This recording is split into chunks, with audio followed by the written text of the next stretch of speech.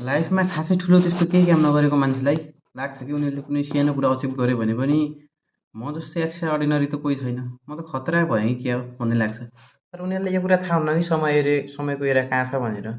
आफूभन्दा बाहिरका व्यक्तिहरूलाई हेर्दैनन् कि उनीहरू आफू भएको सीमित कम्फर्ट जोनलाई हेर्छन्। अनि सकभर जस्तै स्कुल टाइम छ भनेपछि कक्षा कोठामा भएका 40-50 जनामा ट्यालेन्ट छ भनेपछि उसले सम्झिन्छ कि म ट्यालेन्ट छु। वास्तवमा कम्पिटिसन ती 40 जनाहरूकोमा त हुन्न। त्यसकारणले एउटा कुरा हो, त्यसमा अघि हुनु भनेको केही सङ्केत त हो कि लाइफमा गर्ने। तर आफूलाई पर्फेक्ट बनाउनको लागि, आफूमा भएका कमजोरीहरूलाई हटाउनको लागि हामीले समयको एरा कहाँ छ, बाहिरका मान्छेहरूको कम्पिटिसन के चलिरहेछ, त्यो कुरामा आफूलाई पोख्त गराउने हो।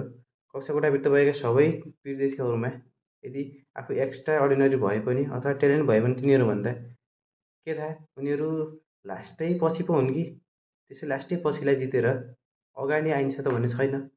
आफू बाहिर यस्तो फिल्डमा आउँदाखेरि त्योभन्दा खतरा अरू होलान्, तर उनीहरूसँग कम्पिटिसन गर्नको लागि त आफूलाई तयार राख्नु पऱ्यो।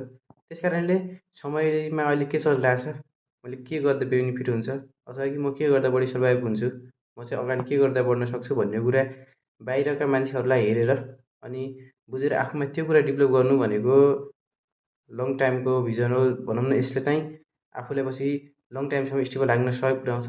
तर यदि अहिले मैले यस्तो गरिरहेको छु, भइहाल्छ, यो गरेँ मैले, अरू पछि पनि गरिहाल्छु भनेर आफूलाई यस्तो भरोसा दिलाउँदै बस्यो भनेपछि के थाहा पछि लोप हुन सक्छौ, डाइनोसरको जसरी खतम हुन सक्छौ बिचमै न।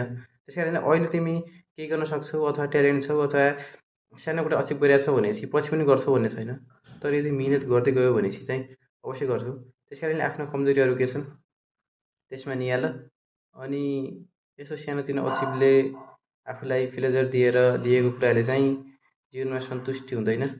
भनौँ न यति साना कुरामा चाहिँ चित्त नबुझाऊ, ठुला ठुला कुराहरू गर्न बाँकी नै छन्।